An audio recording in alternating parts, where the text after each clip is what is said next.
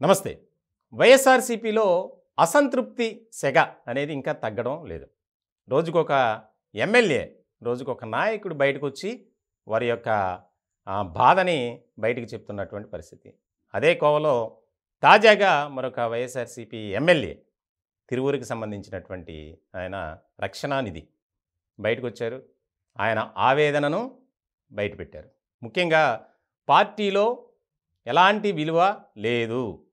ఎవరైతే ప్రతిపక్ష పార్టీలో ఉన్నటువంటి నాయకులను దూషిస్తారో వారికే పార్టీలో విలువ. అలాంటి వారికే మళ్ళీ టికెట్ ఇస్తారు. నా 10 ఏళ్ల రాజకీయ జీవితంలో నేను ఎప్పుడూ కూడా ఎవ్వరిని దూషించలేదు, ఒక మాట కూడా అనలేదు. నేను చాలా సౌమ్యంగా వెళ్తా. ఇట్లాంటి క్రమంలో నాకు వైసీపీ మళ్ళీ టికెట్ ఇస్తుందని భావించాను, కానీ నాకు ఇవ్వలేదు. నా మనసు గాయపడింది అని వ్యాఖ్యలు చేశారు. ఇటీవల కాలంలో ఇన్ఛార్జీల మార్పుల పేరుతో అనేక మందిని మార్చారు. తాజాగా ఇంకొక లిస్ట్ వచ్చింది. ఇంకా ఇలా లిస్టులు ఎన్ని ఉంటాయో తెలియదు, కానీ ఒక్కొక్క లిస్టు బయటపడుతుంది. ఇటువంటి సందర్భంలో తిరువూరుకి సంబంధించి ఆయనకు టికెట్ కేటాయించలా రక్షణానిధికి. ఆయన 2 సార్లు ఎమ్మెల్యేగా ఉన్నటువంటి పరిస్థితి. ఇట్లాంటి క్రమంలో ఆయన బయటకు ఆవేదన వ్యక్తం చేశారు.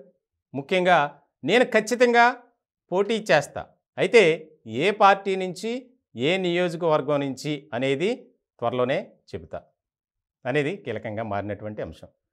వాస్తవానికి ఈ జాబితాలు రాకముందే ఇంటర్నల్గా వైఎస్ఆర్‌సీపీలో కొంతమంది ఈ జాబితాను బయటపెట్టారు.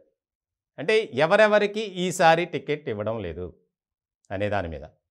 అందులో తిరువూరు ఎమ్మెల్యే కూడా ఉన్నారని చెప్పడంతో ఆయన అప్పటి నుంచి పార్టీ కార్యకలాపాలకి దూరంగా ఉన్నారు.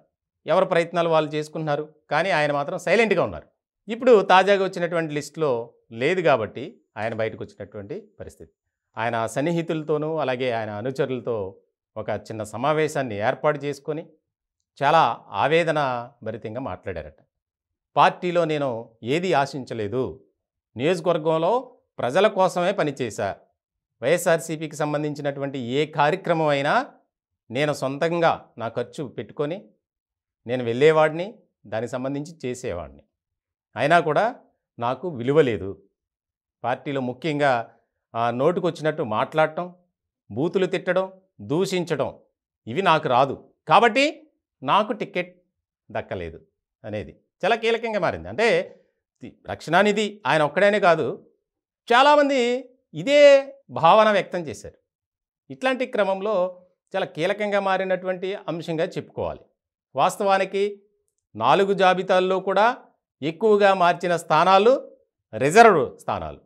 ఈయన కూడా అదే. ఇట్లాంటి క్రమంలో సామాజిక వర్గాల అంశంగా చూస్తే గనక వచ్చే ఎన్నికల్లో వైఎస్ఆర్‌సీపీకి దళితులు సపోర్ట్ చేస్తారా లేదనేది ఒక బిగ్ క్వశ్చన్గా మారిపోయింది. ఎందుకనంటే ఇప్పటికే కాంగ్రెస్ పార్టీలో ఉన్నటువంటి ఒక ముఖ్యమైనటువంటి వ్యక్తి, మాజీ ఎంపీ హర్షకుమార్, ఆయన చాలా కీలకమైనటువంటి వ్యాఖ్య చేశారు. రాష్ట్రంలో ఉన్నటువంటి దళితులంతా వైఎస్ఆర్‌సీపీకి వ్యతిరేకంగా మారబోతున్నారు. ఎందుకనంటే దళితులు, మైనార్టీ, బీసీ వర్గాల ప్రజల ఓట్లతో అధికారంలోకి వచ్చిన ఈ జగన్మోహన్ రెడ్డి గారు చాలా వివక్ష చూపిస్తున్నారు అనేది ఆయన బయటపెట్టినటువంటి అంశంగా మనం చూడాలి. అది కూడా ఈ కోడికత్తి శ్రీనివాసరావు అంశంలో ఆయన దీక్ష చేశారు. ఆ సందర్భంగా రాజమండ్రి ఎంపీ, మాజీ ఎంపీ హర్షకుమార్ మాట్లాడినటువంటి మాటలవి. సో ఇవన్నీ ఒక్కసారిగా ఆయన అన్నారు, రాష్ట్రంలో ఉన్నటువంటి దళితులను అంతా ఐక్యం చేసి వైఎస్ఆర్‌సీపీకి ఓటు వేయకుండా తీసుకునే బాధ్యత నేను చేస్తా అని.